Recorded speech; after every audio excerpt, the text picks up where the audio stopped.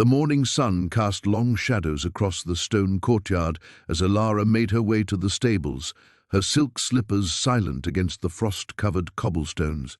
She had barely slept, her mind churning with questions about the man she had bound herself to in marriage. Erik had vanished before dawn, leaving only the lingering scent of pine and leather on her pillow. "My lady," called Thomas, the head groom, his weathered face creased with concern.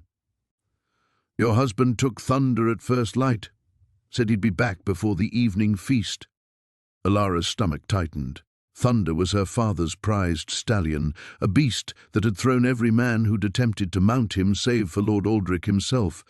Yet Erik had simply walked into the stall and emerged astride the massive black destrier as if they were old companions. "Did he say where he was going?" she asked, though she suspected the answer. "To the northern borders, my lady. Something about checking the old watchtowers." The northern borders, where her father's men had reported strange movements in the forests, shadows that shouldn't exist, and howls that carried too much intelligence. Where 3 patrol units had failed to return in the past month. A commotion near the castle gates drew her attention. Sir Marcus, her father's captain, was dismounting from his lathered horse, his face grim as winter stone. Behind him rode 2 of his men, one slumped forward with a blood-soaked bandage wrapped around his arm. "Lady Elara," Marcus called, striding toward her with urgent steps. "We need to speak, privately." They moved to the armory, away from curious ears. Marcus removed his helmet, revealing grey hair matted with sweat despite the cold. "We found the remains of Captain Willem's patrol," he said without preamble. What was left of them? Elara's blood chilled. Willem had been one of her father's most experienced commanders, a man who'd fought in border skirmishes for 20 years. How many? All 12. But that's not the worst of it. Marcus's hand moved unconsciously to his sword hilt. "The wounds weren't made by any weapon I've seen. Claw marks, my lady. And the way the bodies were arranged—" He shook his head. "It was deliberate. A message. What kind of message?" Before Marcus could answer, a horn sounded from the watchtower, 3 long blasts followed by 2 short ones. Riders approaching from the north. They rushed to the battlements, where Elara gripped the stone merlon until her knuckles went white. A single rider was thundering across the moor toward the castle, and even at this distance, she recognized Thunder's distinctive gait. Erik rode like he was born to the saddle, man and horse moving as one fluid entity. But as he drew closer, Elara could see dark stains on his clothing and something large and wolf-like draped across Thunder's hindquarters. The gates opened to receive him, and Elara hurried down to the courtyard. Erik dismounted in one smooth motion, his ice-blue eyes scanning the assembled guards and servants. When his gaze found hers, something passed between them, an understanding that went deeper than words. "You've been to the northern borders," she said, not making it a question. "Aye." He hauled the massive wolf carcass from Thunder's back, letting it thud onto the cobblestones. Several guards stepped back involuntarily. The beast was enormous, easily the size of a pony, with silver-tipped fur and fangs like daggers. "This is no ordinary wolf," Marcus said, kneeling beside the creature. "Look at the size of it, the intelligence in those eyes." Erik wiped his blade clean before sheathing it. "There are more where this came from. They're being driven south by something worse." "Worse than this?" Elara gestured at the monstrous wolf. "Much worse." Erik's expression darkened. "The old treaties are breaking down. The barriers that have kept certain things locked away in the far north are failing." "What treaties?" Marcus demanded. "What barriers? Speak plainly, Viking." Erik's jaw tightened at the dismissive tone, but when he looked at Elara, his voice remained steady. "There are powers in this world older than your kingdom, older than memory. For generations, they've been held in check by agreements forged in blood and sealed with ancient magic. But something has changed. The seals are weakening." "That's superstitious nonsense," Marcus scoffed. "Is it?" Erik kicked the wolf carcass, and even in death, the creature seemed to emanate a wrongness that made the horses stamp nervously. "Tell me, Sir Marcus, have your patrols encountered anything like this before?" Marcus fell silent. Elara felt the weight of destiny settling around her like a cloak. "What do we need to do?" Erik's smile was sharp as his blade. "We need to ride north, to the old places where the first kings made their bargains, and we need to hope we're not too late."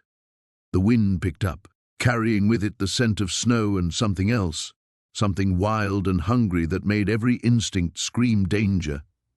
The morning sun cast long shadows across the great hall as Lirali descended the stone steps, her silk slippers silent against the cold floor. The weight of curious stares pressed upon her shoulders like a heavy cloak. Servants paused in their duties to steal glances at the woman who had shocked the entire kingdom with her scandalous choice. Their whispers followed her like trailing smoke, though none dared speak openly in her presence. She found Bjorn standing before the massive hearth, his broad frame silhouetted against the dying embers. He had not come to their marriage bed the night before, and she wondered if he had slept at all. His leather armor bore traces of morning frost, suggesting he had been walking the battlements since before dawn.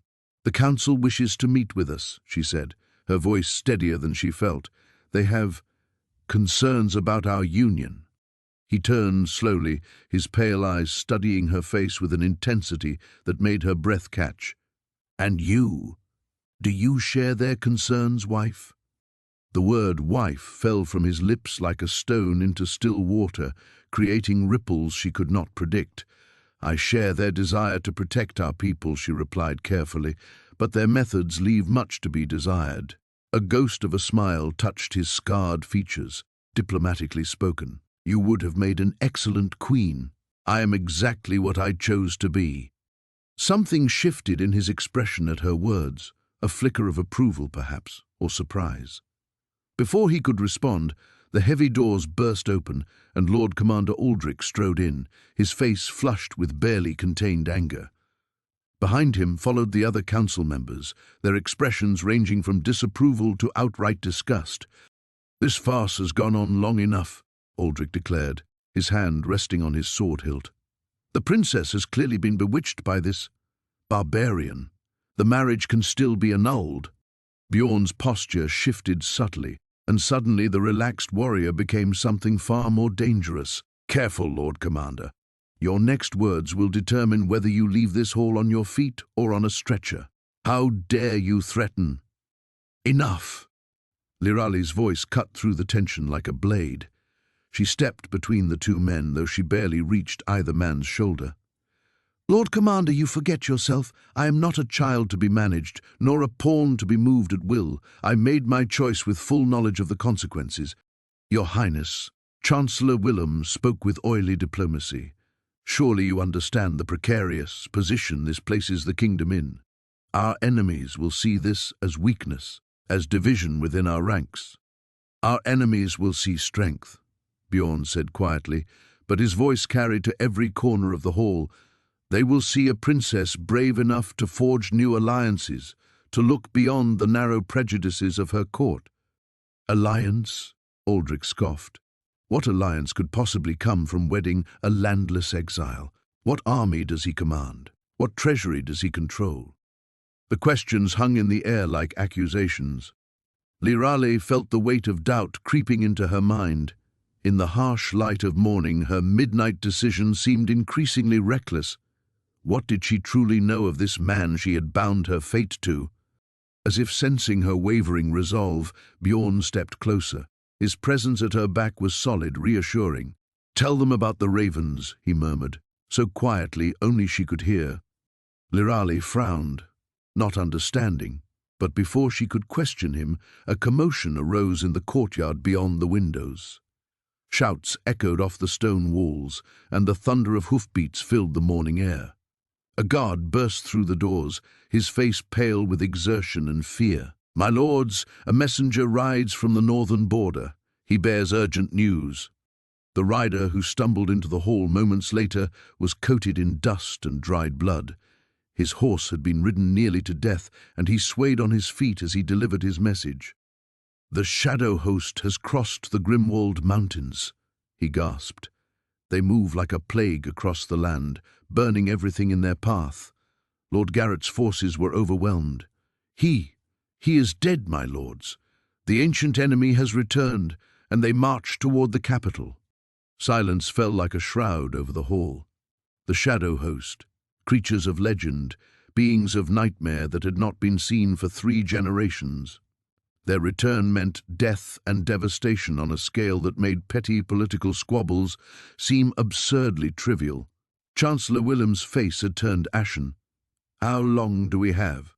3 days, perhaps 4, if they maintain their current pace. Lirali felt the blood drain from her face. 4 days to prepare for an enemy that had once brought the greatest kingdoms to their knees. 4 days to rally forces already demoralized by political upheaval. Beside her, Bjorn stood unnaturally still, his eyes fixed on some distant point beyond the stone walls. When he finally spoke, his voice carried an odd note of grim satisfaction. "The wolves remember," he said softly. "They always remember." The morning sun cast long shadows across the stone floor of Ilara's chambers as she stood before her looking-glass, her reflection seeming foreign to her own eyes. The woman staring back wore the same face, but everything else had changed overnight.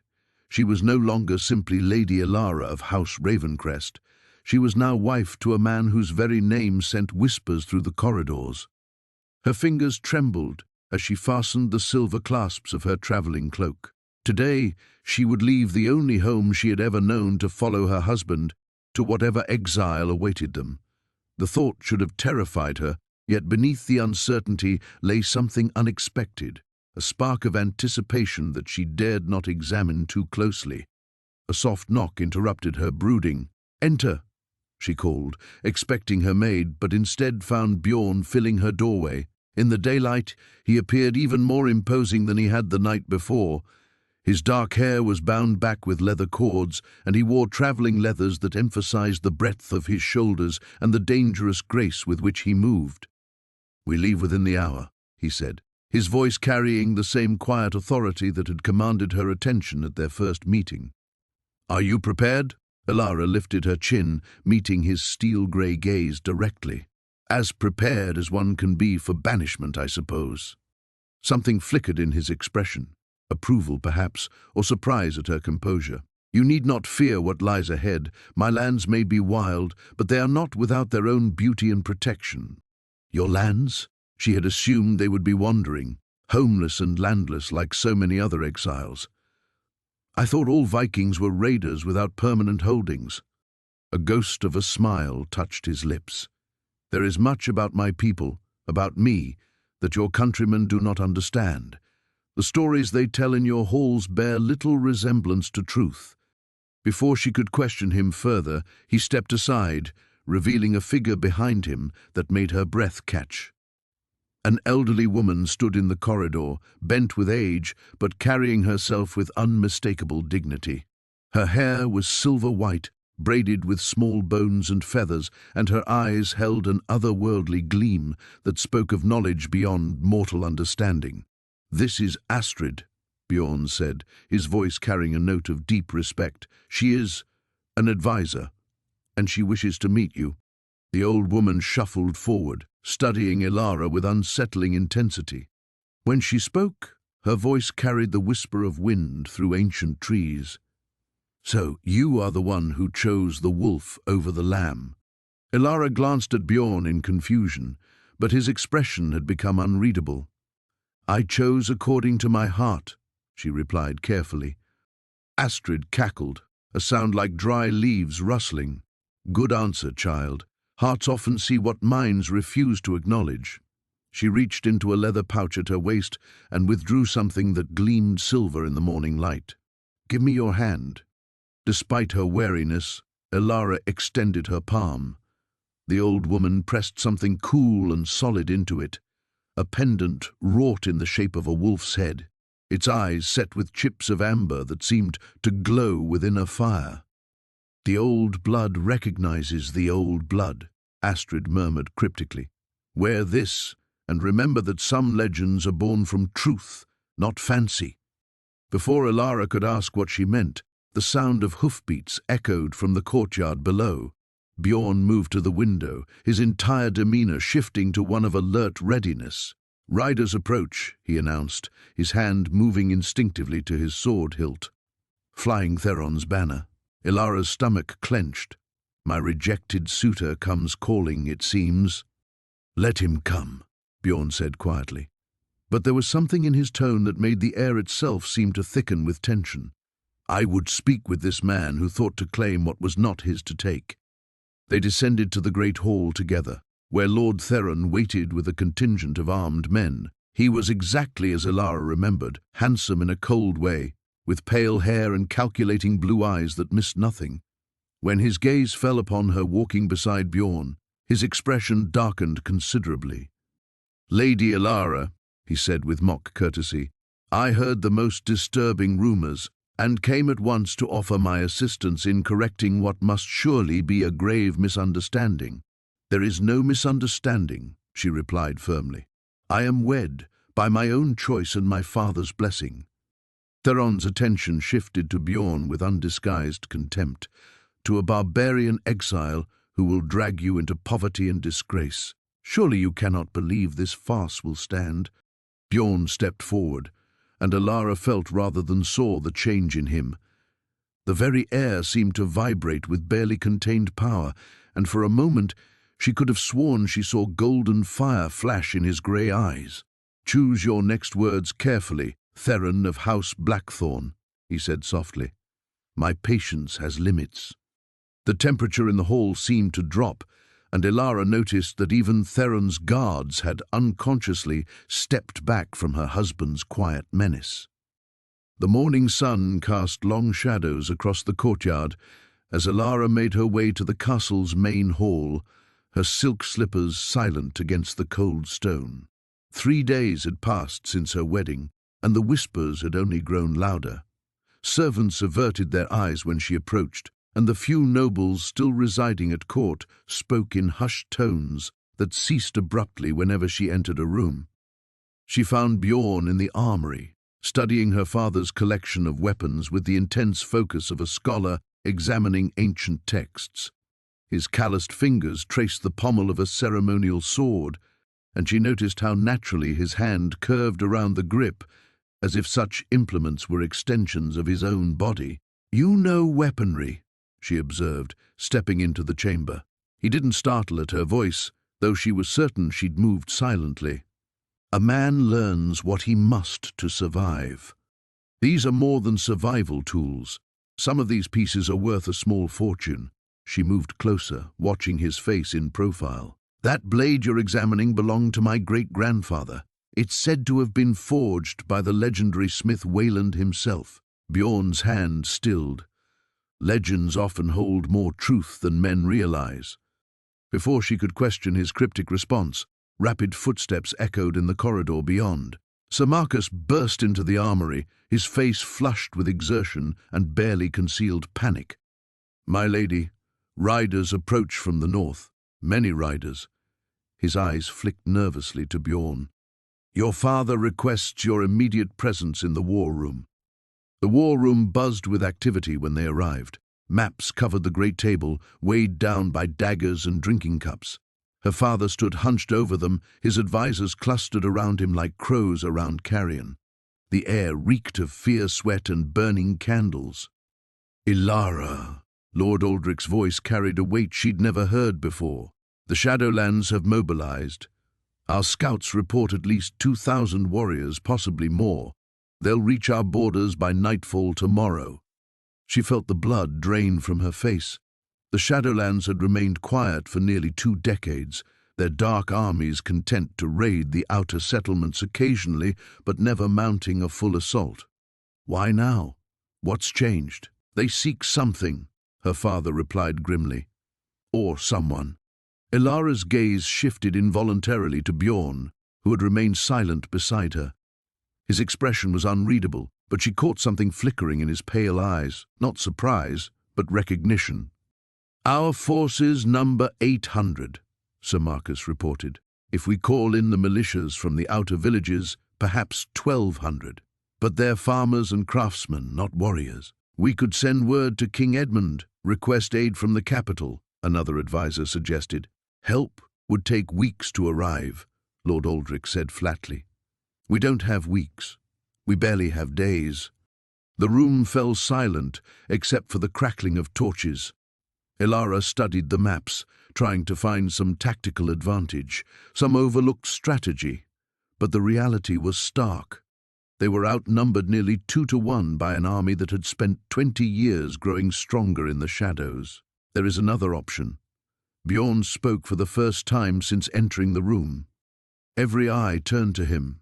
Several of the advisors scowled at the presumption of this foreign outcast offering counsel in their darkest hour. "And what wisdom does a wandering sellsword offer?" Sir Marcus asked, with barely veiled contempt. Bjorn stepped closer to the table, his presence somehow commanding despite his relatively simple dress. "I know these lands. I know the old paths, the hidden ways. A smaller force, properly led, could harry their flanks, disrupt their supply lines. Guerrilla tactics," Lord Aldrich mused. "Risky. Less risky than meeting them in open battle with inferior numbers." Sir Marcus slammed his fist on the table. "We will not skulk in the forests like bandits. We have honor." "Honor will not save your people when the Shadowlands put this castle to the torch," Bjorn interrupted, his voice carrying an authority that made everyone in the room fall silent. "I have seen what they leave behind. Honor means nothing to the dead." Elara watched the exchange with growing fascination. This was not the quiet, mysterious man she had married. This was someone else entirely, someone accustomed to command, to making decisions that determined the fate of nations. "You speak as one who has faced them before," Lord Aldrich observed carefully. "I have faced many enemies," Bjorn replied. "The Shadowlands are like a plague. They spread through weakness and fear. But they can be stopped if you have the will for it. And you believe you can stop them?" Something shifted in Bjorn's expression, a glimpse of something vast and dangerous lurking beneath his carefully controlled exterior. "I believe there are options you haven't considered. Powers that could turn the tide." "What powers?" Elara demanded. Bjorn met her gaze, and for a moment she saw something that made her breath catch. Not the eyes of a mere warrior or outcast, but something wild and ancient, and utterly unafraid. "That depends," he said quietly, "on how much you trust your new husband." The morning sun cast long shadows across the castle courtyard as Elara made her way to the training grounds, her heart hammering against her ribs. She had barely slept, haunted by fragments of dreams filled with silver eyes and wolves that spoke in ancient tongues.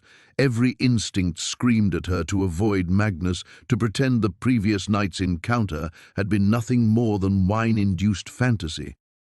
But the memory of his hand in hers, the electric current that had passed between them when their skin touched, was too vivid to dismiss. She found him sparring with Sir Garrett, her father's most seasoned knight. The clash of steel rang through the crisp air, and Elara paused at the edge of the practice yard, mesmerized by the deadly grace of Magnus's movements. He fought like no man she had ever seen, fluid as water, yet striking with the precision of a predator. Garrett, despite his years of experience, was clearly outmatched. "Yield," Garrett gasped, lowering his sword as Magnus's blade found his throat with surgical accuracy. Magnus stepped back, barely breathing hard. "You fight with honor, but you telegraph your intentions. In real battle, such tells would see you dead." "Aye," Garrett nodded, wiping sweat from his brow. "Perhaps you might teach the younger knights. We could use a man of your talents." Something flickered across Magnus's face, surprise, perhaps even pleasure. "I would be honored." It was then that he noticed Elara watching. Their eyes met across the yard, and she felt that same unsettling recognition stir within her chest. He approached slowly, as if she might bolt at any sudden movement. "My lady," he said, offering a slight bow. "You rise early." "I couldn't sleep." The admission slipped out before she could stop it. "I kept thinking about what you said. About ancient enemies. Magnus glanced around the courtyard, noting the servants and guards within earshot. Walk with me? They moved in silence through the castle gardens, past beds of late-blooming roses that filled the air with their heavy perfume. When they reached the secluded alcove near the chapel, Magnus finally spoke. "There are things I must tell you," he began, his voice low and urgent. "But you must promise to hear me fully before you judge." Ilara's mouth went dry. "What things?" "The raids on the northern villages. They are not random acts of violence. Someone is hunting for something, or someone." His silver eyes searched her face. "Tell me, have you ever experienced unusual dreams? Visions, perhaps?" The question hit her like a physical blow. She took an involuntary step backward. "How could you possibly—" "Because I have them too." Magnus moved closer, his intensity almost overwhelming. Dreams of a great darkness spreading across the land, of ancient powers stirring, and of you, Ilara, always of you. Her name on his lips sent shivers down her spine. "That's impossible. We've never met before that night in the tavern, haven't we?" His voice dropped to barely a whisper. "Search your memories. Look deeper than the surface." Against her better judgment, Ilara closed her eyes. The dreams that had plagued her since childhood rose unbidden, flashes of silver light, the sound of howling wind, and always that voice calling her name, a voice she now recognized as his. "This is madness," she breathed. But even as she spoke the words, she knew they weren't true.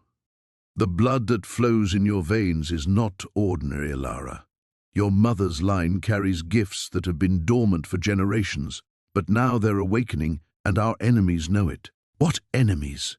she demanded, though part of her already suspected the answer. "The Shadow Court. They seek to reclaim what was lost to them centuries ago, when your ancestors helped drive them beyond the veil. They believe your power can tear down the barriers that keep them at bay." Ilara's knees threatened to buckle. "And you? What are you in all this?" Magnus was quiet for a long moment, his expression unreadable. "I am many things, a warrior, an exile, a guardian." He paused as if weighing his next words carefully. "And if the old songs speak true, I may be your only hope of survival." Before she could demand further explanation, the sound of approaching hoofbeats echoed from the courtyard. Magnus tensed, his hand moving instinctively to his sword hilt. "What is it?" Ilara asked. "Riders, moving fast." His nostrils flared slightly, and she could have sworn his eyes flashed silver. "Armed, and not from your father's guard." They hurried back toward the castle, arriving just as a contingent of black-clad horsemen thundered through the gates. At their head rode a figure that made Ilara's blood freeze in her veins, Lord Aldrich Voss, her father's most ambitious rival, and the man who had sought her hand in marriage for the past 3 years.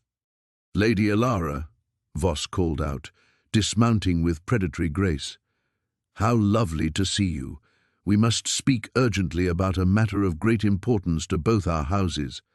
Beside her, Magnus had gone deadly still, and when Ilara glanced at him, she saw something that chilled her to the bone, recognition, and beneath it a cold, burning hatred that promised violence.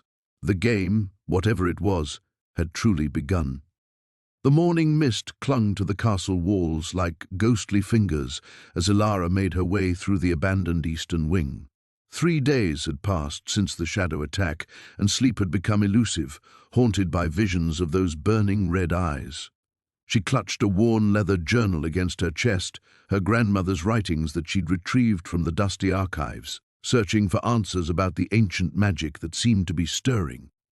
Her bare feet whispered against cold stone as she climbed the spiral staircase to the highest tower. This had been her sanctuary as a child, a place where she could see the entire kingdom spread below like a patchwork quilt. Now she hoped the solitude would help her make sense of the cryptic passages she'd been studying. "You're up early." Ilara spun, nearly dropping the journal. Bjorn stood in the doorway, his massive frame silhouetted against the dim light filtering through arrow slits. Even in the grey dawn, his presence seemed to command the very air around him. "I couldn't sleep," she admitted, tucking a strand of auburn hair behind her ear. "These writings, they speak of shadow creatures, of an ancient war between light and darkness.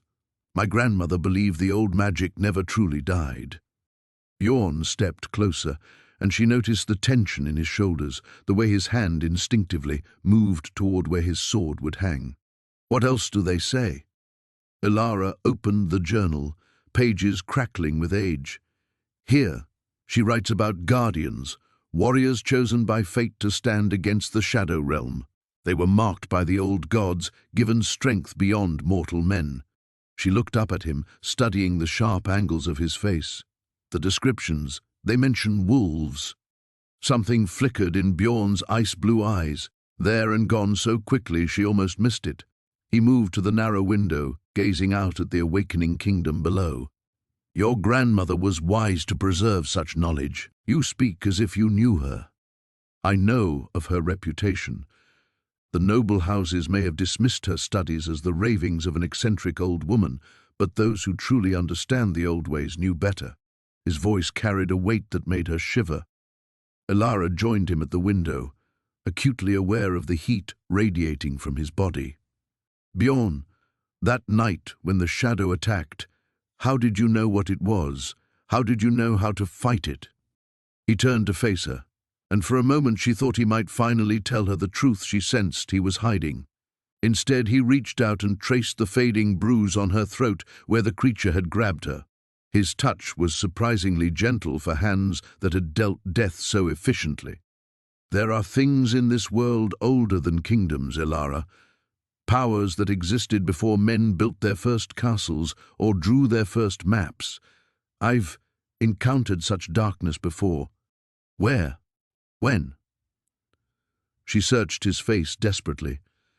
"Everything about you is a mystery.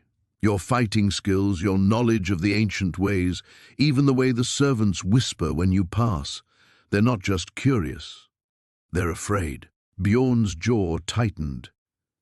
Perhaps they should be. Before she could respond, the sound of approaching hoofbeats echoed from the courtyard below. They both turned to the window to see a lone rider thundering through the castle gates, his horse lathered with sweat. The man wore the colors of the northern border guard. "Trouble," Bjorn murmured. They descended quickly through the castle's winding passages, reaching the great hall just as the messenger was brought before Lord Aldrich. Elara's father looked haggard, the weight of recent events etched deep in his weathered face. "Speak," Aldrich commanded. The messenger dropped to one knee, breathing hard. "My lord, I bring dire news from the northern settlements. 3 villages have gone dark, Millbrook, Thornfield and Ravenscroft. Our scouts found them empty. No bodies, no signs of battle, just nothing. The livestock dead in the fields, crops withered black as if touched by blight." A cold dread settled in Elara's stomach. Beside her, Bjorn had gone perfectly still, his entire body coiled like a predator preparing to strike. "How long ago?" Aldrich asked. "Thornfield was discovered yesterday morning, my lord, but based on the state of things, we believe the attacks happened over the past week." "Attacks?" Elara stepped forward. "You said there were no signs of battle." The messenger's face paled. "No, my lady, but there were other signs. Strange symbols carved into buildings, shadows burned into walls as if by some unholy fire, and the survivors from the outlying farms. They speak of wolves, massive wolves with eyes like stars, fighting against creatures made of living darkness." Elara's breath caught. She turned to look at Bjorn, but he was already striding toward the door, his expression grim with purpose. "Where are you going?" she called after him. He paused, glancing back with eyes that seemed to hold the weight of eternity. "To prepare for war, little wolf. The shadow realm has made its move." The warhorn's mournful cry echoed across the valley as Lyanna stood atop the castle's highest tower, watching the horizon burn. 3 days had passed since Magnus revealed his true identity, and already the ancient enemies her father had dismissed as myth were gathering like storm clouds on the borders of Ravenscroft. "They move faster than we anticipated," Magnus said, joining her at the stone parapet. His transformation from mysterious outcast to legendary king was complete now. Gone was the careful restraint she'd grown accustomed to, replaced by the commanding presence of a man born to lead armies into battle. Lyanna pulled her cloak tighter against the morning chill. The Shadowborn? Their vanguard reaches our outer settlements by nightfall. His jaw tightened as he studied the distant smoke plumes. They're testing our defenses, probing for weakness. Below in the courtyard, chaos reigned as servants loaded wagons with supplies and livestock. Her father had finally accepted the gravity of their situation, though his pride still chafed at taking orders from the son-in-law he'd once scorned. The sight of Magnus commanding seasoned knights with effortless authority had silenced most objections to his unconventional methods. "My scouts report something else," Magnus continued, his voice dropping lower. "The Shadowborn aren't alone. Someone guides them. Someone who knows our lands intimately." A chill that had nothing to do with the wind ran down Lyanna's spine. "You suspect treachery?" "I suspect necessity." He turned to face her fully, and she saw the weight of centuries in his storm-grey eyes. The Shadowborn cannot cross running water without invitation. Someone with blood ties to Ravenscroft has opened the way. The implication struck her like a physical blow. Roderick. Her cousin's name hung between them like a curse. Magnus nodded grimly. "He disappeared the same night we wed. I thought he'd simply fled in shame, but now we know he chose a different kind of revenge." Lyanna gripped the stone ledge until her knuckles went white. "He's always resented my father's favoritism, always believed he should inherit Ravenscroft instead of me." "Blood calls to blood," Magnus murmured, "and wounded pride makes men do terrible things." A commotion in the courtyard below drew their attention. A rider had arrived, his horse lathered with sweat and foam. Even from their height, they could see the man swaying in his saddle, wounded and exhausted. Magnus was already moving toward the stairs. "That's one of mine."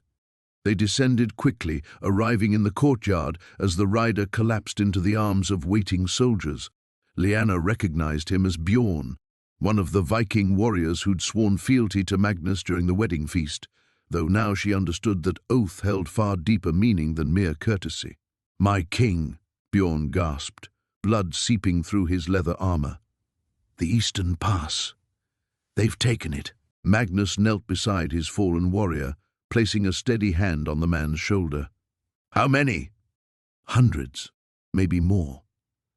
Bjorn's breathing came in ragged gasps. They pour through the mountains like black water, and at their head, he struggled to speak, his face pale with more than blood loss.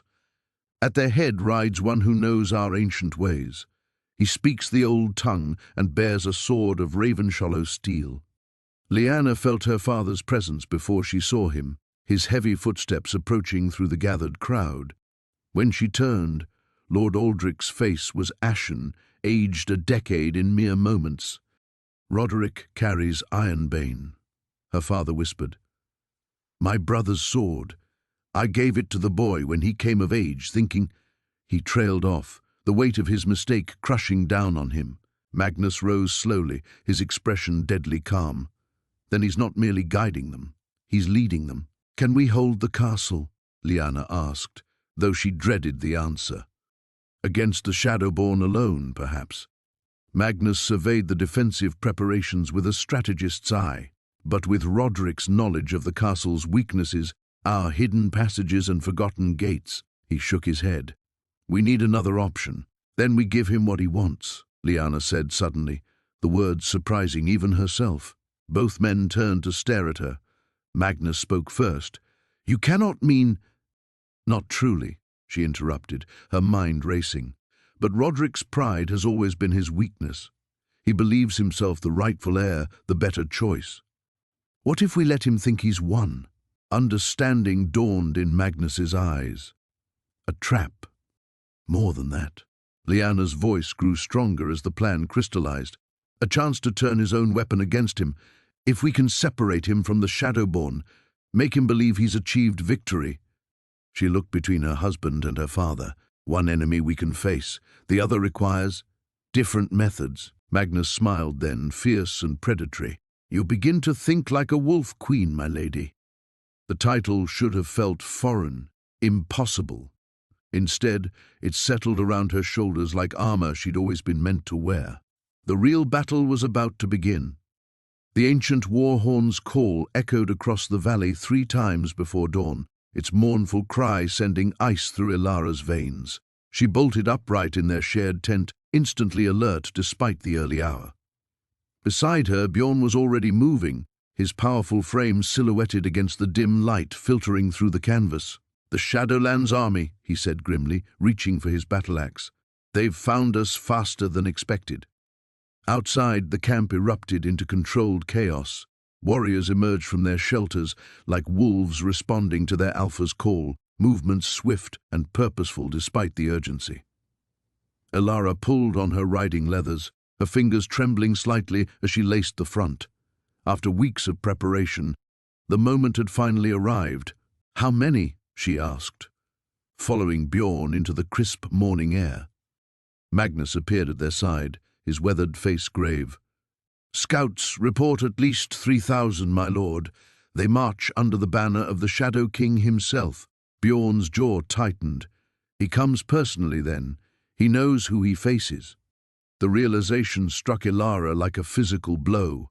The Shadow King, legendary enemy of her people, had emerged from his dark realm specifically to hunt them down. The weight of their situation settled heavily on her shoulders. "The villagers?" she asked, thinking of the families they'd evacuated from the borderlands. "Safe in the mountain caves as planned," Magnus assured her. "But my lady, perhaps you should—" "I'm not hiding," Ilara cut him off firmly. "We've discussed this. My place is here." Bjorn's eyes found hers across the space between them, and for a moment the chaos around them seemed to fade. In his gaze, she saw not the protective husband trying to shield her from danger, but the Wolf King acknowledging an equal. The trust in that look strengthened her resolve. "The high ground," Bjorn announced, his voice carrying across the camp. "We take position on Raven's Ridge. Let them come to us." The next hour passed in a blur of organized retreat. Unlike the panicked flight she'd expected, their movement felt more like a dance each warrior knew by heart. Supplies were secured, weapons checked, and positions established with an efficiency that spoke to years of fighting together. As they climbed toward the ridge, Ilara found herself beside Sven, the young warrior who'd been among the first to accept her presence in their ranks. "Are you afraid?" she asked him quietly. His boyish face split into a fierce grin. "Terrified, my lady. But look." He gestured toward the line of warriors ahead of them. "Look how they follow him. Even knowing what we face, they never waver." Ilara followed his gaze to where Bjorn moved among his men, offering quiet words of encouragement, checking weapons, ensuring everyone understood their role in the battle to come. She'd watched him lead these past weeks, but seeing him now, on the eve of what might be their final fight, she truly understood the loyalty he inspired. "No, my lady, it's because he sees us, really sees us. Every man here knows the Wolf King would die before abandoning them." Sven paused, then added with surprising insight, "Just as he would for you." They reached the ridge as the sun crested the eastern peaks, painting the valley below in shades of gold and crimson. From their vantage point, Ilara could see the dark mass of the approaching army moving like a shadow across the landscape. Banners fluttered in the morning breeze, displaying symbols that made her blood run cold. Bjorn appeared at her elbow, close enough that she could feel the warmth radiating from his body. "Second thoughts?" he asked quietly. "About fighting alongside you?" She turned to meet his gaze. "Never, though I confess, seeing them approach like that—" She gestured toward the army below. "It's rather more intimidating than I'd imagined." A rare smile touched his lips. "Good. Fear keeps you sharp, keeps you alive." His expression grew serious again. "Ilara, whatever happens today, don't." She placed her hand over his. "Don't say goodbye. Not when we're about to prove that the Wolf King and his pack are stronger than any shadow." The sound of approaching footsteps made them turn. Magnus approached with a small group of senior warriors, their faces set with grim determination. "They'll reach the base of the ridge within the hour." Magnus reported. Archers are in position. The trap is set. Bjorn nodded, then raised his voice to address the assembled warriors. Brothers, today we face an ancient enemy, one who has brought darkness to these lands for generations. But we do not face him as scattered tribes or frightened villagers. We face him as one pack, united under one purpose. His words rang across the ridge, and Alara felt the responding surge of fierce loyalty from every warrior present. As Bjorn continued his address, she understood that this battle was about more than their survival. It was about proving that light could triumph over shadow, that love could be stronger than fear.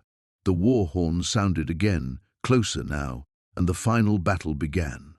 The ancient stones of the War Council chamber seemed to pulse with tension as Alara spread the battle maps across the oak table.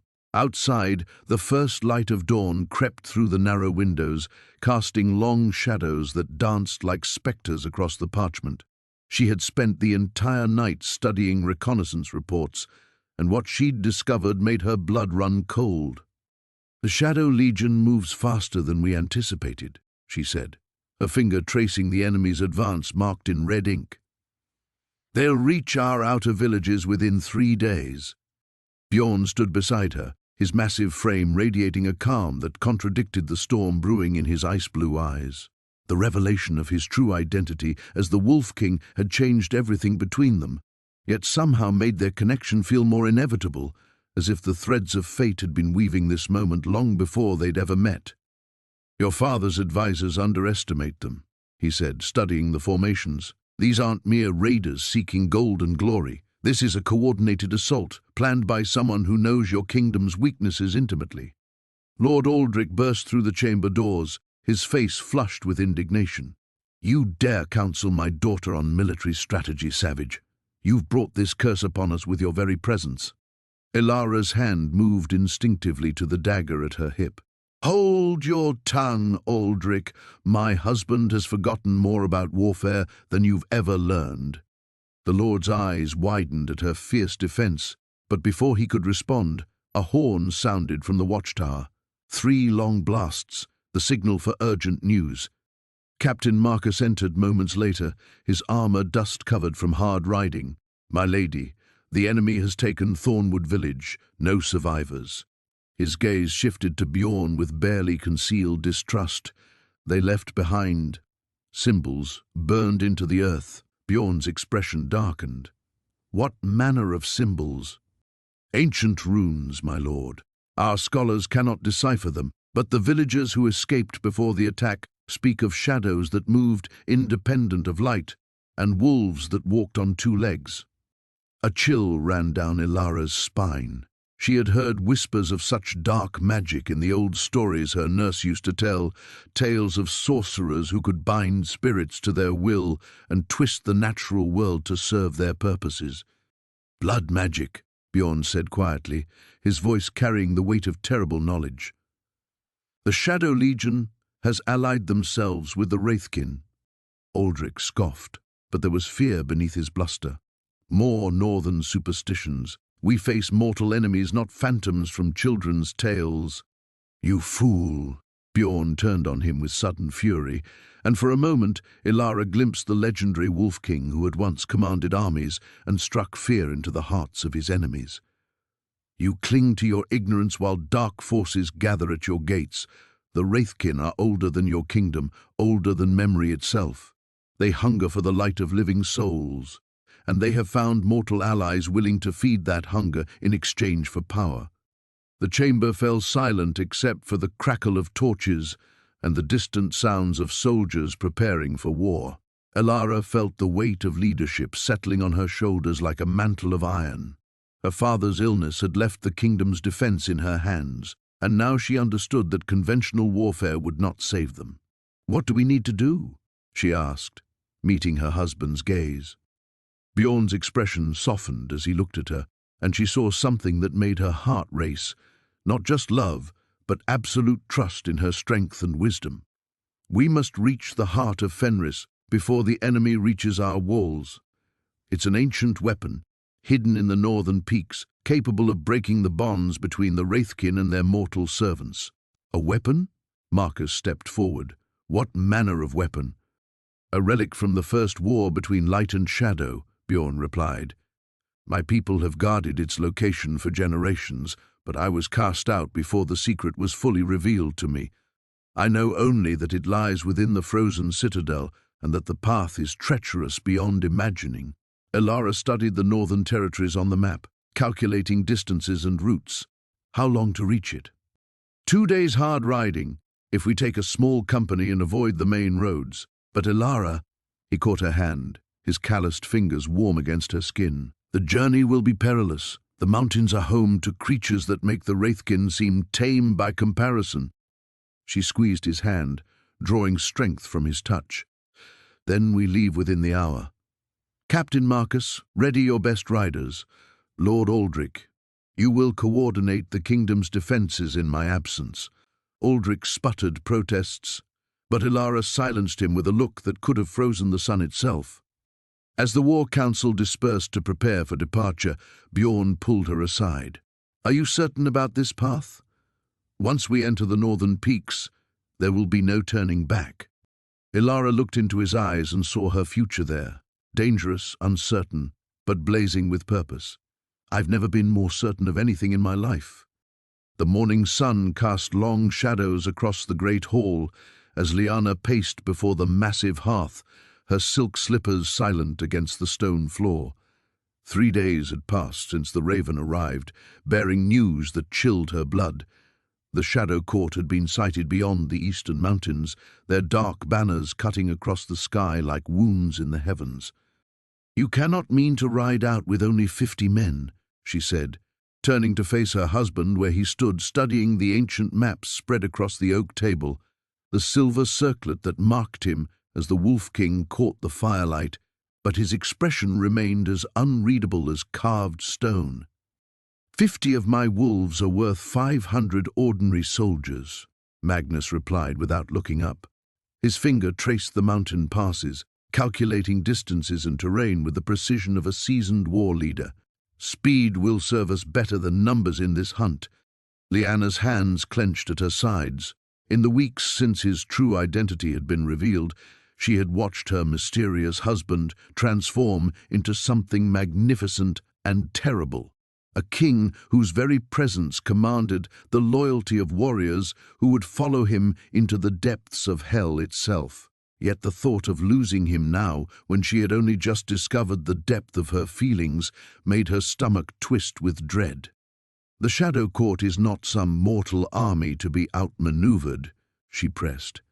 They are creatures of nightmare and ancient magic. What if I fail? Magnus finally raised his eyes to meet hers, and she saw something unexpected flickering in their icy depths. Not anger at her doubt, but understanding. What if the legendary Wolf King proves to be nothing more than a man with a convenient bloodline and a talent for survival? The vulnerability in his voice struck her speechless. This fearsome warrior, this king of legends, harbored the same fears that plagued her sleepless nights. That is not what I meant, she said softly, crossing to stand beside him at the table. The maps showed the kingdom's borders, but she could see how thin their defenses truly were. I have seen what you are capable of. I have watched hardened soldiers kneel before you without question. But I also know what the Shadow Court took from you before. His jaw tightened at the reminder of his slaughtered pack, his lost kingdom. The old wounds still ached, would always ache. Then you understand why I must face them, he said. They destroyed everything I held dear once. I will not allow them to do so again. The weight of his words settled between them like a promise and a farewell. Liana reached out, her fingers finding his hand where it rested on the map. His skin was warm, real, alive. Not the stuff of legend, but flesh and blood that could be torn, could bleed, could be lost forever. Take me with you. Absolutely not. The response was immediate and final. I am not some helpless maiden to be locked away in a tower, she fired back, her own royal blood rising to match his stubbornness. This is my kingdom too, my people who will suffer if we fail. And you are my wife. The possessive edge in his voice sent heat racing through her veins even as it sparked her temper. I will not risk you. You risk yourself. That is different." "How?" she demanded, stepping closer until she could see the flecks of gold in his pale eyes. "How is your life worth less than mine?" For a moment, Magnus looked genuinely stunned by the question, as if the idea that someone might value his existence as highly as their own had never occurred to him. The lonely wolf, she realized, had spent so many years believing himself expendable that he could not fathom being precious to another. "Because," he said slowly, his free hand rising to cup her cheek with surprising gentleness, "if something happened to you, I would become the very monster they once claimed I was. And that creature would be far more dangerous to your kingdom than any shadow court." The admission hung in the air between them, raw and honest. Lyanna leaned into his touch, her anger dissolving into something deeper and more complex. "Then we ensure nothing happens to either of us," she whispered. Before he could protest again, she pressed on. The old texts speak of binding rituals between the wolf kings and their queens, magic that made them stronger together than apart. "If you truly believe I am your mate, your equal, then trust me to stand beside you in this." Magnus studied her face for a long moment, searching for something. Whatever he found there must have satisfied him, because his stern expression gradually softened into something that might have been pride. "You would bind yourself to a monster for the sake of politics. I would bind myself to my husband for love." The word fell between them like a blade, cutting through pretense and fear alike. Magnus's breath caught, and for the first time since she had known him, the Wolf King looked genuinely afraid. Not of battle or death, but of hope. The ancient chamber beneath Ravenshallow's keep had not seen light for centuries, yet now it blazed with ethereal fire. Elara pressed her palm against the cold stone altar, feeling the pulse of magic that had awakened within her bloodline. The prophecies carved into the walls seemed to shift and dance in the flickering light, their meanings finally clear after generations of mystery. "The blood of the first kings runs through you," Magnus said, his voice reverent as he traced the runic inscriptions with his finger. "Your ancestors were more than mortal rulers, Elara. They were guardians, chosen to protect the barrier between worlds." She turned to face him, seeing her husband with new eyes. The Wolf King stood before her, not as the savage outsider her court had whispered about, but as the last of an ancient order sworn to protect the realm. His silver eyes held depths of knowledge that spoke of lifetimes beyond counting. "And you?" she asked, though she already sensed the answer. "What are you truly—" Magnus stepped closer, close enough that she could feel the heat radiating from his skin. "I am what remains of the old pact. When the Shadow Realm last threatened to break through, my people made a bargain. We became something between mortal and spirit, eternal guardians who would watch for the signs of their return." The weight of destiny settled on Elara's shoulders like a heavy cloak. Above them, she could hear the distant sounds of battle as Lord Aldrich's forces clashed with the shadow creatures that had begun manifesting throughout the castle. Time was running short. "Show me what I must do," she whispered. Magnus placed his hands over hers on the altar, and immediately the chamber erupted with brilliant light. The stone beneath their joined palms grew warm, then hot, as power unlike anything Elara had ever imagined coursed through her veins. She gasped as visions flooded her mind, glimpses of her ancestors performing this same ritual, holding back tides of darkness through their sacrifice.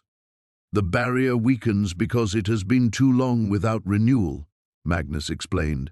His voice strained as he channeled his own power into the ancient magic. "Your bloodline was meant to strengthen it every generation, but the knowledge was lost, the rituals forgotten."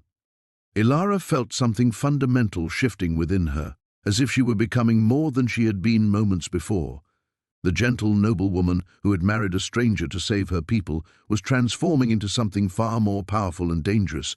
She could sense every shadow creature stalking through her castle, could feel their hunger for destruction like acid in her veins. "There's something else," she gasped, as new visions assaulted her. The Shadow Realm isn't just trying to invade. Someone is calling to them. Someone here, in our world. Magnus's expression darkened. Aldrich. The name fell between them like a stone. Elara saw it all now in the swirling prophetic images, her ambitious cousin discovering fragments of forbidden knowledge, making contact with entities that promised him power beyond imagining. He had orchestrated everything, the rebellion, the timing, even encouraging the marriage he claimed to despise. He needed you here, she realized with growing horror. He needed the Wolf King present when the barriers fell, because he knew only you could be corrupted, Magnus finished grimly. The Shadow Realm wants more than invasion, Elara. They want a general who understands both worlds. They want me. The altar pulsed beneath their hands, demanding completion of the ritual. But Elara could see the trap closing around them. To renew the barriers, she would have to pour her life force into the ancient magic. And Magnus, weakened by the effort of helping her, would be vulnerable to the Shadow Realm's call. There has to be another way, she insisted, even as exhaustion began to drag at her consciousness. There is, Magnus said quietly, and she saw the resolution in his eyes that terrified her. I can seal the breach from the other side. But Elara, if I cross over... No. The word tore from her throat with such force that the chamber walls shook. I will not lose you to save my kingdom. There must be another path. She pressed deeper into the magic flowing through the altar, ignoring the pain that shot through her body like liquid fire. In the swirling chaos of power and prophecy, she searched desperately for alternatives their ancestors might have overlooked. The ritual demanded sacrifice, but perhaps not the ultimate one. Above them, a tremendous crash echoed through the castle as something massive struck the keep's walls. The shadow creatures were growing bolder, more numerous. Soon they would find the hidden chamber, and all choices would be taken from them. Together, Elara said suddenly, understanding flooding through her. The ritual doesn't require one sacrifice. It requires unity, two bloodlines joining their power. Magnus met her eyes, hope and fear warring in his expression. That could destroy us both, or save us all, she replied, gripping his hands tighter. Trust me, my Wolf King, trust us. The ancient ritual circle hummed with power as Elara knelt beside the moonstone altar, her hands trembling as she traced the runic symbols carved into its surface. The Wolf King's true name, Fenrir, burned on her lips like a sacred oath, each syllable carrying the weight of forgotten kingdoms and blood-soaked battlefields. The binding must be willing, Magnus said, his voice rougher than usual as he watched her prepare. If you harbor even the smallest doubt, the magic will consume us both. She looked up at him, seeing not the scarred Viking warrior she had married in desperation, but the mythical king who had once commanded armies of wolves and brought the Shadow Court to their knees. The transformation was complete now. Silver light emanated from his skin, and his eyes held the ancient wisdom of the northern winds. I have no doubts, she whispered, meaning every word. Not about you, not about us. The ritual required her blood, willingly given, mixed with his own ancient essence. As the ceremonial blade bit into her palm, she felt the magic respond, recognizing her noble bloodline as worthy of the bond. Magnus caught her hand in his, their mingled blood dripping onto the moonstone as the circle flared to life around them. Power surged through the connection, and suddenly Elara could feel everything he felt, the weight of his centuries-long exile, the crushing loneliness of his curse, and underneath it all, a love so fierce it threatened to steal her breath.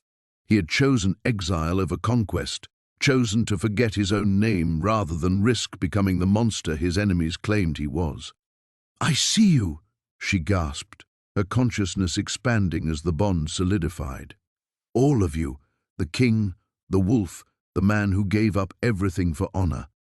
Through their connection, she felt his wonder as he experienced her memories, her childhood fears, her desperate marriage to save her people, the gradual realization that she had found not just a husband, but her other half.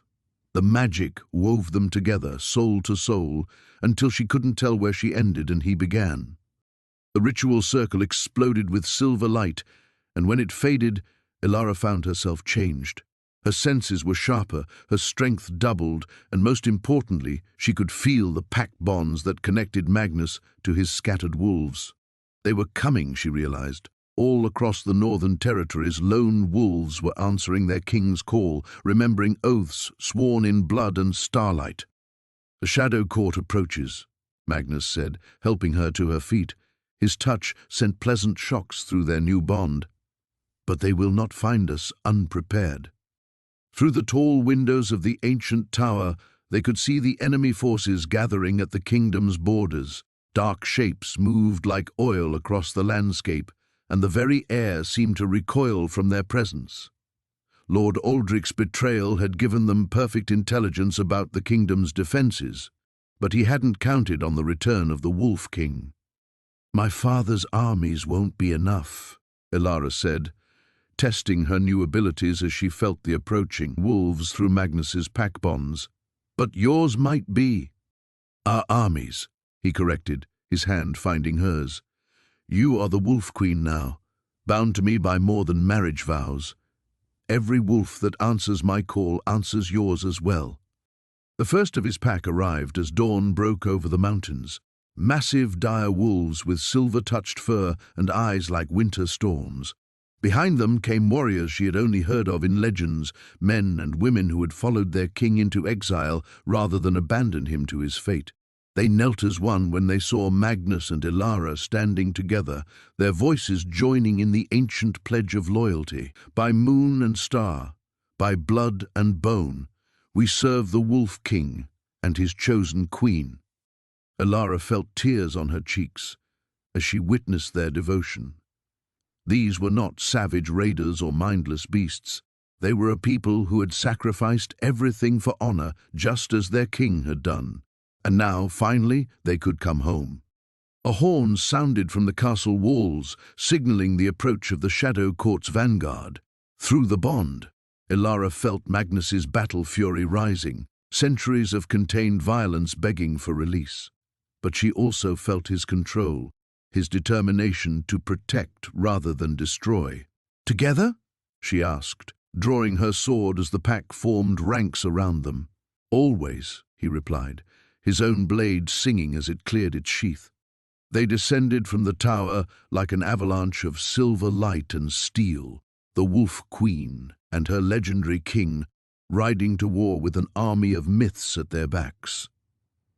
The Shadow Court had expected to face a broken kingdom defended by ordinary soldiers. Instead, they would face the awakened fury of the Wolf King and the woman brave enough to stand beside him, their bond unbreakable as winter stone and twice as fierce. The ancient stones of the ritual circle hummed with power as Elara approached, each step sending ripples through the magical currents that surrounded them. The Wolf King's transformation had left him weakened, his human form trembling as he knelt beside the altar where the bloodstone pulsed with malevolent energy.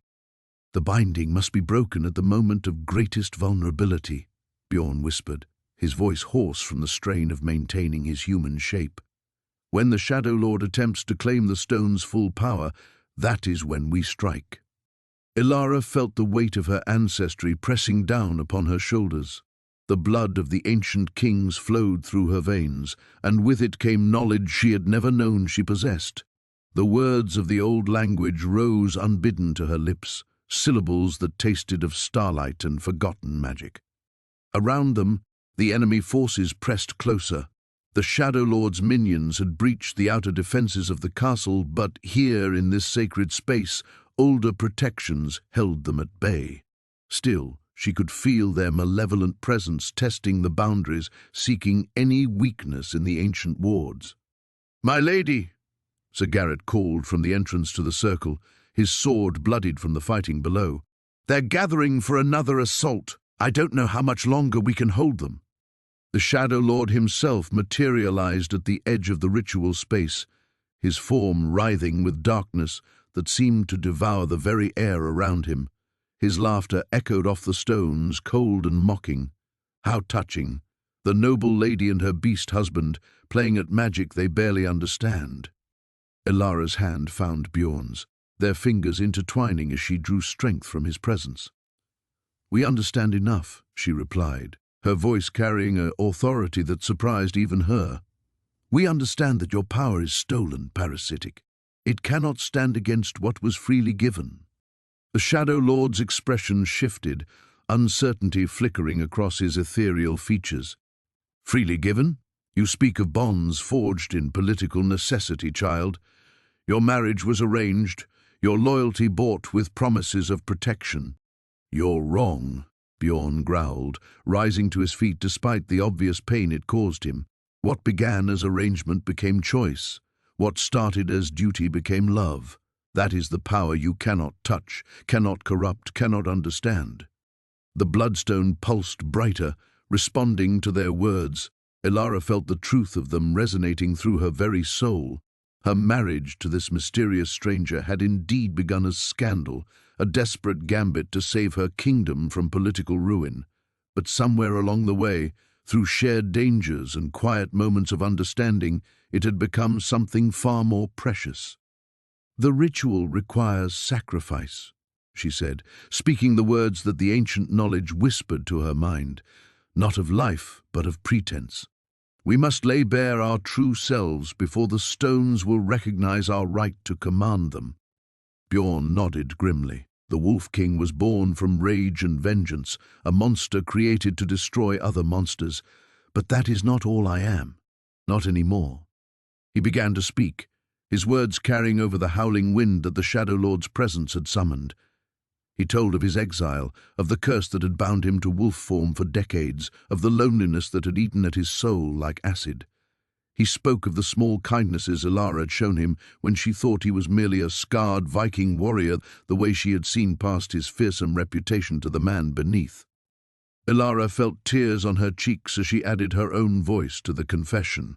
She spoke of her fears, of the crushing weight of duty that had shaped every moment of her life. She admitted her terror at being married to a stranger, and her surprise at discovering not a brutal conqueror, but a wounded soul who understood the burden of leadership far better than she had dared hope. The bloodstone's light began to shift, the malevolent red glow giving way to something purer, brighter. The Shadow Lord snarled and lunged forward, but his form struck an invisible barrier and recoiled as if burned. "Impossible," he hissed. "The stone is mine by right of conquest. I have fed it with the blood of kingdoms." "Blood taken in hatred," Elara said, feeling the power of the ancient words flowing through her. "But this stone was forged with blood given in love, blessed by willing sacrifice. You have no claim here." The ritual circle erupted in brilliant white light as their joined voices spoke the final words of unbinding. The bloodstone cracked down the center, its stolen power bleeding away like smoke on the wind. The Shadow Lord's scream of rage and denial shook the very foundations of the castle before his form dissolved entirely, unable to maintain coherence without his source of stolen strength. As the light faded, Elara found herself supported by Bjorn's strong arms, both of them exhausted but victorious. The immediate threat was over, but she knew their greatest challenges still lay ahead. They had saved the kingdom, but now they had to learn how to truly rule it together. The ancient chamber deep beneath Ravenscroft trembled as Elara placed her palm against the crystalline heart of the wolf's crown. Power surged through her veins like liquid starlight, and she gasped as visions flooded her mind, memories that belonged to generations of wolf kings who had worn this crown before Magnus. She saw the first compact between her ancestors and the wolf-born, a sacred alliance forged in blood and starlight, when the shadow creatures first emerged from the void between worlds. The Morwen bloodline had been chosen as guardians, their magic intertwining with the wolves' primal strength to seal the ancient rifts that allowed darkness to seep into their realm. "The binding is weakening," she whispered, understanding flooding through her as the crown's knowledge merged with her own. "That's why the shadow creatures have grown so bold. The seals our ancestors created are failing." Magnus stood beside her, his transformation now complete. Where once he had hidden his true nature, he now radiated the full power of his heritage. Silver light emanated from his skin, and his eyes held the wisdom of countless ages. "The crown has shown you the truth," he said, his voice carrying harmonics that seemed to resonate with the very stones of the mountain. "Your marriage to me was not chance, beloved. It was destiny calling you home to your purpose." The chamber around them was vast, its walls carved with spiraling runes that pulsed with soft blue light.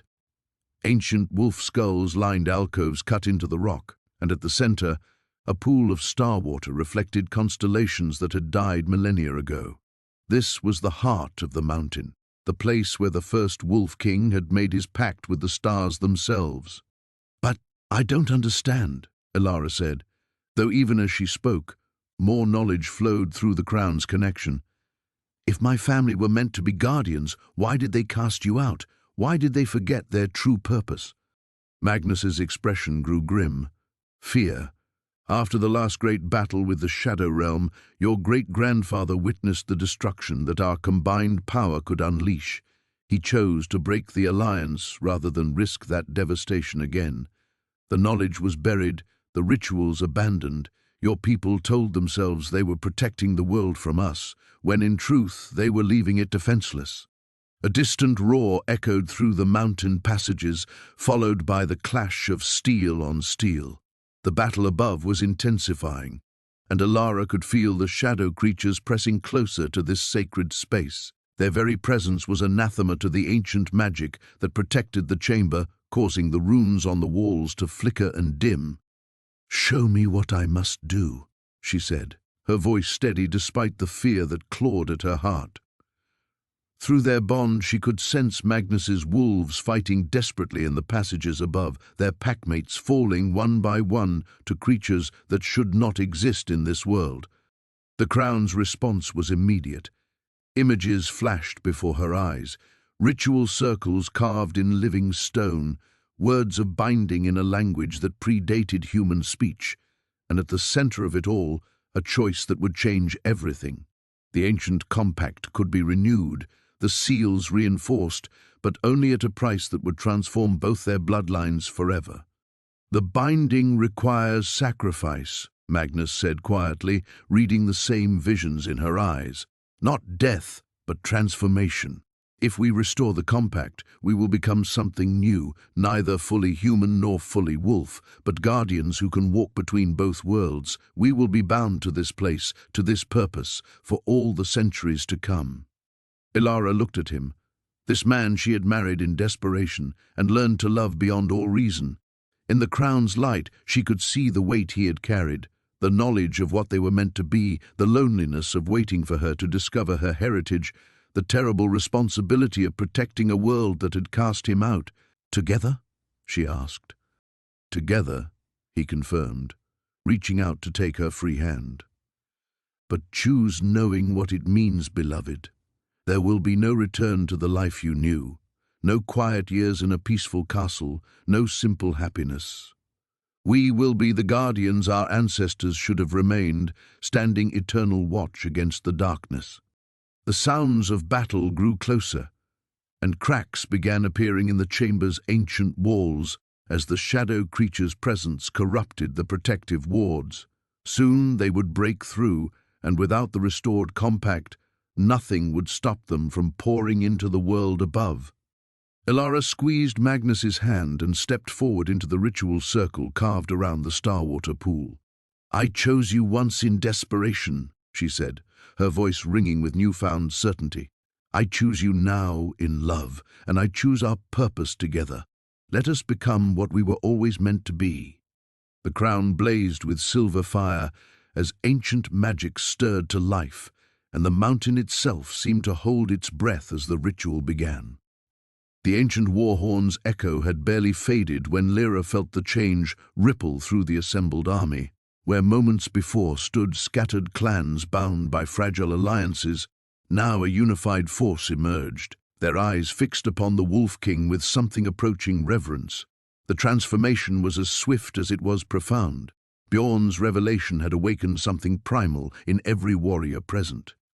"The Shadowborn breach our southern defences," called Tormund, his voice cutting through the morning air as he rode hard toward their position.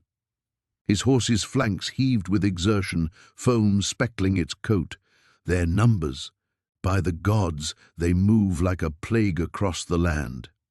Bjorn stepped forward, and Lyra watched as the mantle of leadership settled upon him with an ease that spoke of birthright rather than assumption. "How many?" "More than we anticipated. They've corrupted the very earth beneath their feet. Nothing grows where they pass, and the animals flee before them." Tormund's weathered face was grim. "But there's something else. They're being led." A chill settled over Lyra's heart. Led by... The scouts speak of a figure in black armor, riding a mount that breathes shadow instead of air. Wherever this leader goes, the Shadowborn fight with purpose rather than mere hunger. Bjorn's jaw tightened, and Lyra saw recognition flicker in his eyes. "Valdris has found a champion." He turned to address the assembled warriors, his voice carrying the weight of absolute authority. "We move now. Every moment we delay, more of our people fall to their corruption." The army mobilized with impressive efficiency. Lyra found herself swept along in the tide of preparation, marveling at how naturally the various factions fell into formation around Bjorn's commands. Her own contingent of Aldrich soldiers integrated seamlessly with the Viking forces, their earlier suspicions dissolved by the pressing reality of their shared peril. As they rode south, the landscape began to tell the story of the Shadowborn's advance. Trees stood blackened and lifeless, their bark peeling away to reveal wood that seemed to absorb light rather than reflect it. The very air grew thick and oppressive, carrying a metallic taste that made Lyra's throat burn. "Stay close to me," Bjorn murmured as he guided his mount alongside hers. The white wolf loped beside them, its supernatural senses clearly agitated by whatever lay ahead. "When we engage them, remember that they are no longer the people they once were. The shadow has consumed their humanity entirely." Lyra nodded, checking the weight of the sword at her side. In the past weeks, she had grown more confident with the weapon, though she prayed her skill would prove sufficient for what was to come. "What of their leader? Do you know who it might be?" "I have suspicions." Bjorn's expression darkened. "If I'm correct, this battle will test more than our martial prowess. Some enemies cannot be defeated by sword alone." They crested a hill, and the full scope of their challenge revealed itself below. The Shadowborn army sprawled across the valley like a living stain, their corrupted forms moving with unnatural coordination. At their center, mounted upon a creature that seemed carved from midnight itself, sat a figure whose very presence made the air shimmer with malevolent energy. "Form ranks." Bjorn's command rang out across their forces, shield walls to the front, archers behind. "When I give the signal, we drive them back to whatever hell spawned them." The two armies faced each other across the scarred earth, the silence broken only by the whisper of wind through dead grass. Lyra felt the weight of destiny pressing down upon them all. This moment balanced on a knife's edge, with the fate of kingdoms hanging in the balance. The enemy commander raised what might once have been a sword, though it now resembled a shard of crystallized darkness. Its voice, when it spoke, carried across the distance with supernatural clarity, each word dripping with corruption and malice. "So, the Wolf King emerges from his self-imposed exile at last. How fitting that you should witness the end of all you once swore to protect." Bjorn's response came not in words but in action. He raised his own blade high, its steel catching the pale sunlight like a beacon of hope against the encroaching darkness. The white wolf threw back its head and howled, a sound that seemed to awaken something primal in every warrior who heard it. Then the army surged forward, and the valley erupted into chaos. Steel rang against corrupted weapons, battle cries mixed with inhuman shrieks, and the very ground trembled beneath the weight of their conflict. In the midst of it all, Lyra rode beside the Wolf King, her heart fierce with determination. Whatever the outcome, they would face it together. The noblewoman who had found her courage, and the legendary king who had reclaimed his crown. The final battle for the realm's survival had begun. The ancient crown felt heavier than iron upon Ilara's brow as she stood atop the battlements, watching the shadow army retreat into the mists beyond the valley. What remained of Theron's forces dissolved like smoke at dawn, their borrowed power severed when the Wolf King's blade found its mark in their master's heart. Below in the courtyard, wounded soldiers tended to one another, while servants began the grim task of counting their losses. The victory was theirs, but the cost had been steep, too steep, perhaps, for the fragile alliance that had saved them all. "You're brooding again." Bjorn's voice carried a note of exhaustion that matched her own. He approached slowly, favoring his left side where Theron's blade had found flesh between armor plates. The wolf crown had vanished with his transformation back to human form, but traces of otherworldly power still flickered in his pale eyes. "I'm calculating," she replied, not turning from the view. "How many we lost? How many questions the surviving nobles will have? How long before word spreads that Lady Alara's mysterious husband revealed himself as something out of legend?" She finally faced him, studying the new lines etched around his eyes. "You saved us all, but at what price to yourself?" He moved closer, close enough that she could smell the metallic tang of battle on his skin, mixed with something wilder, pine forests and winter storms. The price was always going to be paid eventually. At least this way it was my choice. And the pack? Your people? Will understand. They've been waiting for this day as long as I have, whether I admitted it or not. His hand found hers, calloused fingers intertwining with her own. The Wolf King was meant to stand in the light, not hide in shadows. I forgot that, for a while. A commotion in the courtyard below drew their attention. Sir Marcus was approaching with a delegation of surviving lords, their faces a mixture of awe, fear, and barely contained questions. Lady Rosalind walked among them, her usual composure intact despite the battle-torn state of her gown. "They'll want answers," Elara murmured. "Then we'll give them truth. All of it." Bjorn squeezed her hand. "No more secrets between us, no more half-truths to appease those who would never understand anyway." They descended the narrow stone steps together, emerging into the courtyard where the delegation waited. The late afternoon sun cast long shadows across the cobblestones, and Elara noticed how the common soldiers watched Bjorn with something approaching reverence. Word had spread quickly of his transformation, of ancient powers awakened to defend their home. Sir Marcus stepped forward, his weathered face grave. "My lord, my lady, the immediate threat has passed, but we must discuss—" "What I am," Bjorn interrupted, his voice carrying easily across the courtyard. "What that means for this kingdom, for the alliances we've built today." He straightened, and Elara glimpsed the king he was meant to be. "I am Bjorn Ironwolf, called the Wolf King by some, outcast by others. I am heir to powers older than your kingdoms, bound by oaths that supersede your politics." Lord Aldrich, elderly and traditional, cleared his throat nervously. "The stories speak of the Wolf Kings as not entirely human. The stories speak truly."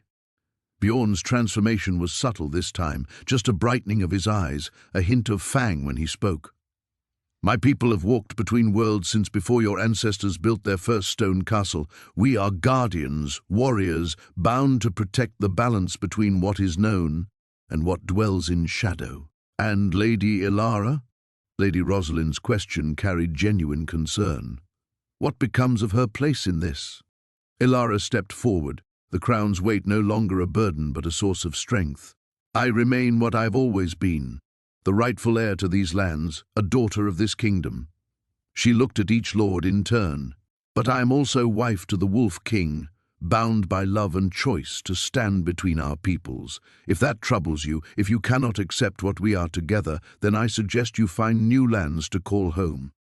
The silence stretched taut as a bowstring until Sir Marcus, gruff and practical as always, barked out a laugh. "After what we've seen today, what that man did to save us all, I'd follow him into the underworld itself if he asked."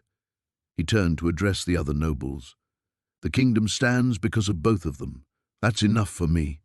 One by one, the other lords nodded their agreement. Not all looked entirely comfortable with their new reality, but none seemed willing to challenge what had proven itself in battle. As the delegation dispersed to tend their wounded and rebuild their defenses, Elara felt Bjorn's arms slip around her waist. The kingdom would survive. They would face whatever came next together, with truth as their foundation instead of secrets as their shelter. The Wolf King had finally come home. The crimson dawn broke over Ravenscroft as the final battle raged in the courtyard below. From the battlements, Lirale watched her husband, the Wolf King, tear through the shadow creatures that had plagued her nightmares for months. His transformation was complete now. No longer the mysterious outcast she had scandalously wed, but a force of nature incarnate, silver fur rippling with ancient power. "My lady, we must retreat to the inner keep," Sir Aldrich urged, his weathered face streaked with blood and soot. The loyal knight had fought beside them through this endless night, never once questioning her choices despite the whispers that had followed her marriage. "No," she said firmly, her fingers tightening around the hilt of the ancestral blade her grandmother had left her. "This ends here, today." Below, Bjorn, her Erikson, her beloved wolf, locked jaws with the Shadow Lord himself. The creature that had risen from the depths of the Forgotten Realm was massive, its form shifting between smoke and sinew, ancient hatred given flesh. But Bjorn was no ordinary wolf. He was legend made manifest, the protector her kingdom had called for without knowing it. The prophecy echoed in her mind, words her grandmother had whispered on her deathbed. "When shadows rise and kingdoms fall, the wolf shall come to save us all. But only love can wake his might and break the curse of endless night." Love. She had thought herself ruined when she chose him over Lord Garrett's political alliance. Her father had raged, the court had scandalized, but something in Bjorn's storm-grey eyes had called to her soul. Now she understood why. "The blade, my lady!" Aldrich shouted over the clash of steel and shadow below. "The runes are glowing!" She looked down at her grandmother's sword, watching as the ancient script blazed with silver fire. The weapon hummed with power, resonating with her husband's howls. They were connected, she realized. The Wolf King and the Guardian's blade, two halves of an ancient protection that had waited centuries to reunite. Without hesitation, Lirale vaulted over the battlements. "My lady, no!" Aldrich's cry was lost in the wind as she fell, her cloak billowing like wings. Trust, she told herself. Trust in the bond they had forged through stolen kisses and whispered confessions, through the nights he had held her as nightmares plagued her sleep, through the moment she had chosen love over duty and found her true purpose. She landed in a crouch beside Bjorn's massive wolf form, the impact jarring but not breaking her. The Shadow Lord turned its terrible attention to her, eyes like burning coals in a face that shifted between human and void. "The little queen comes to die beside her beast," it hissed, voice like grinding stone. "How touching! You could have ruled beside me when I consumed your precious kingdom." "I already have everything I need," she replied, raising the blazing sword. Bjorn padded to her side, his shoulder brushing hers, and she felt his strength flow through their bond. "A kingdom worth protecting, people who trust me to defend them, and a love strong enough to break any curse." The Shadow Lord laughed, the sound like breaking glass. "Love? Child, I am older than your oldest gods. I have seen empires rise and fall, watched love crumble to dust. What can your mortal affection do against eternity?" Lirale smiled, thinking of nervous wedding vows spoken in a small chapel, of learning to read the emotions in wolf-gold eyes, of the night Bjorn had finally trusted her enough to share his true name and nature. "You'll see." She raised the Guardian's blade high, and Bjorn threw back his great head and howled. The sound echoed across the battlefield, calling every defender, every loyal heart, every soul who had ever believed in something greater than themselves. The sword's light intensified, fed by their connection, by the love that had surprised them both with its fierce strength. The Shadow Lord struck, claws of pure darkness reaching for her heart. But Bjorn was already moving, intercepting the blow even as Lirale brought the blade down in a perfect arc. The guardian's blade met shadow flesh with a sound like thunder, and the creature's shriek shattered windows throughout the keep. Light exploded outward from the point of contact, silver fire that burned away shadow and fear alike. The Shadow Lord's form began to unravel, centuries of accumulated darkness dissipating like smoke in a hurricane wind. "This is not possible," it gasped as its essence scattered. "Love fades, love dies.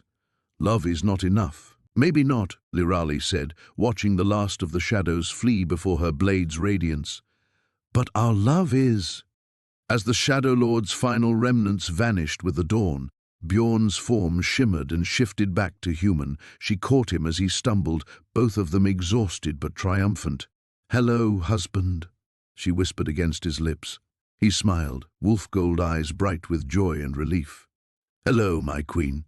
Ready to scandalize the court again?" Around them, Ravenscroft stood free, and their people cheered their most unlikely salvation.